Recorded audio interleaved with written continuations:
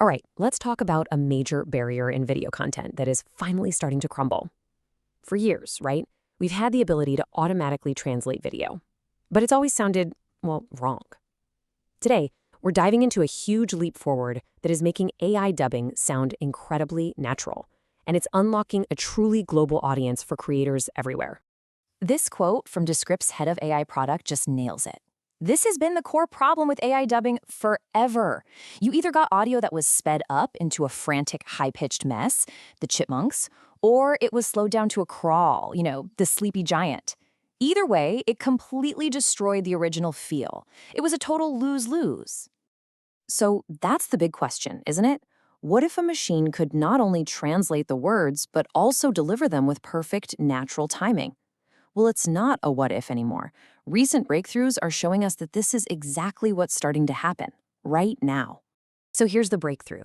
A totally new approach, powered by some really advanced AI reasoning models, has basically cracked the code. By completely rethinking the problem, developers have built a system that juggles both the meaning of the words and the timing of the speech all at once. And that's making large-scale, high-quality dubbing a real possibility. And listen, this is not just some theory in a lab. In the very first month after this new tech rolled out, the number of dubbed videos being exported shot up by 15%. That tells you creators saw the difference immediately and jumped on it. Okay, so why was this so incredibly hard to get right for so long? Well, it really boils down to a simple fact about language. Different languages just take different amounts of time to say the exact same thing. This chart here shows the problem perfectly. Look at this. An English sentence with 18 syllables becomes 24 syllables in German. That's a huge increase.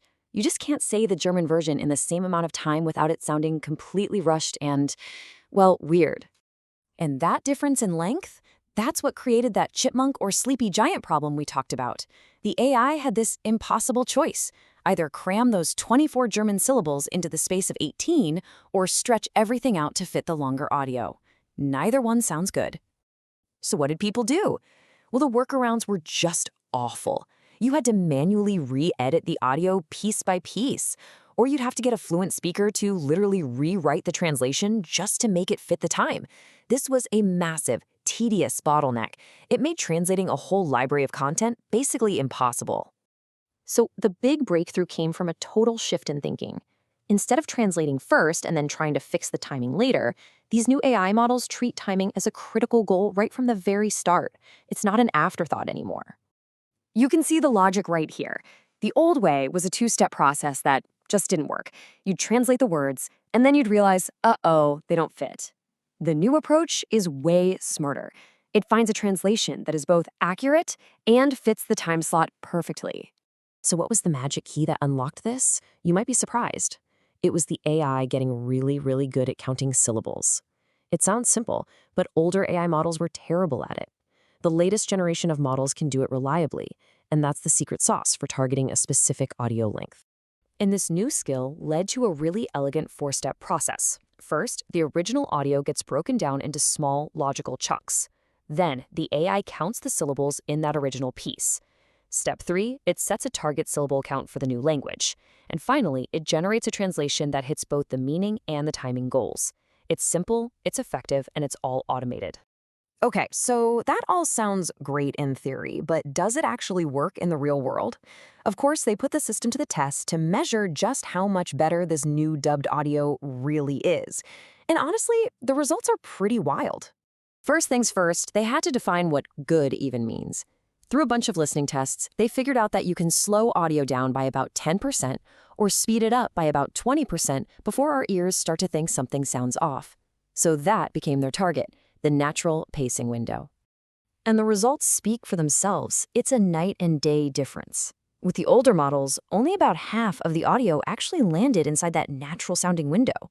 With the new AI pipeline, that number jumps to nearly 80%. That is a massive, tangible improvement in quality that you can actually hear. But what about the actual translation? Did they have to sacrifice meaning to get that better timing? Not at all. A whole separate evaluation found that over 85% of the translated bits were rated as being practically identical to the original meaning. So they got natural pacing without losing the message. That's the real win. The implications here are so much bigger than just one video.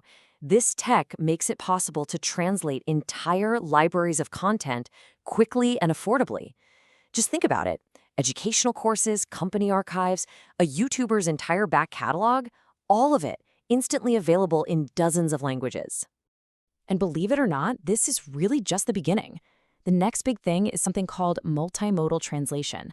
This is where the AI doesn't just read the text, it analyzes the original audio and video to understand things like tone, emotion, and emphasis. The goal is to preserve even more of the original speaker's performance. And it all leads to this one huge, transformative question. What happens when language is no longer a barrier for any video? What new ideas can be shared? What new connections can be made? This isn't just about a cool piece of tech, it's a real step towards a much more connected and understandable world.